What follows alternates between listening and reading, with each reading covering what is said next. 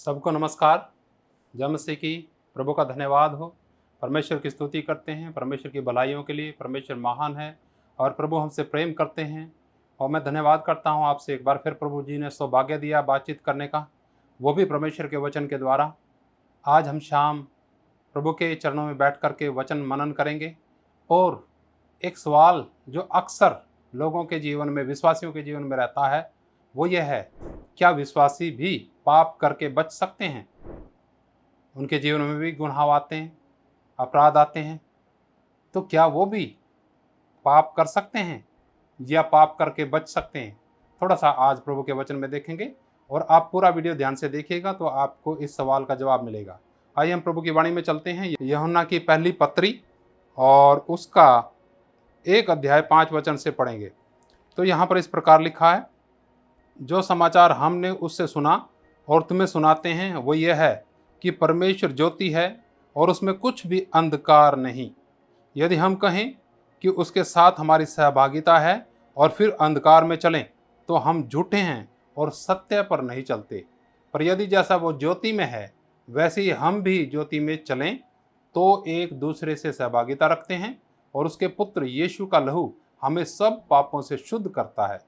यदि हम कहें कि हम में कुछ भी पाप नहीं तो अपने आप को धोखा देते हैं और हम में सत्य नहीं। यदि हम अपने पापों को मान लें तो वह हमारे पापों को क्षमा करने और हमें सब अधर्म से शुद्ध करने में विश्वास योग्य और धर्मी है। यदि हम कहें कि हमने पाप नहीं किया तो उसे झूठा ठहराते हैं और उसका वचन हम में नहीं है। प्रभु का धन्यवाद प्रियो। यहाँ पर स्पष्ट तरीके से इस बात का जवाब दिया गया है कि हर एक विश्वासी के जीवन में भी कभी ना कभी अपराध पाप होते हैं। तो फिर दुष्ट शैतान ये विचार डालता है मनों में, आप ध्यान से सुनिएगा, कि तू विश्वासी है, तू कैसे पाप कर सकता है? प्रियो, हाँ, हमारे जीवन के अंदर भी देह, प्राण और आत्मा है। हमारे अंदर भी, विश्वासियों के अंदर भी शारीरिकता है। लेकिन हम ऐसा नहीं कह सकते वो शारीरिकता हमारे जीवनों के अंदर से खत्म हो गई। उसे हमें प्रतिदिन मारना पड़ता है आत्मा की सहायता से, प्रभु की सामर्थ्य प्राप्त करके। तो प्रियो, होता क्या है, जब जीवन में अपराध गुनाह आ जाते हैं तो शैतान कहता है नहीं, तुझे कोई नहीं माफ कर सकता। लेकिन प्रियो, आज का वचन स्पष्ट बात करता है कि यदि हम अपने पापों को मान लें तो वो हमारे पापों को क्षमा करने और हमें सब अधर्म से शुद्ध करने में विश्वास योग्य और धर्मी है। मानना जरूरी है। मानने का मतलब एहसास होना चाहिए कि मेरी गलती है, मेरा अपराध है। अक्सर लोग मानते ही नहीं इस बात को। जहां ये बात शुरू हुई वहीं परमेश्वर का कार्य शुरू होता है। लेकिन जो लोग इस बात को नहीं मानते कि मेरी गलती है, प्रियो, उनको पाप की सजा जरूर मिलेगी। क्यों? वचन में लिखा आगे भी, यदि हम कहें कि हमने पाप नहीं किया तो उसे झूठा ठहराते हैं और उसका वचन हम में नहीं है।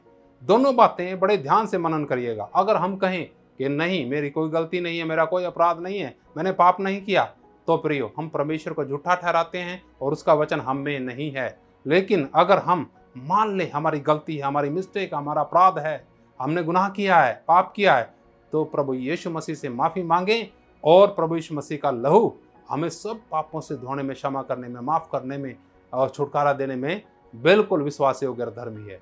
परमेश्वर आज के इन वचनों के द्वारा आपको बहुत आशीष दे। आप प्रार्थना के साथ मनन कीजिएगा। अपने वचन को, अपने जीवन को इस वचन की छाया में जांचिए। देखिए कहाँ अपराध है, कहाँ कमी है, कहाँ कमजोरी है। वहीं अपने आप को परमेश्वर के चरणों में लेके जाइए। घुटनों पर ठहर करके प्रभु से माफी मांगिए। प्रभु यीशु मसीह आज ही आपको माफ करने के लिए तैयार है।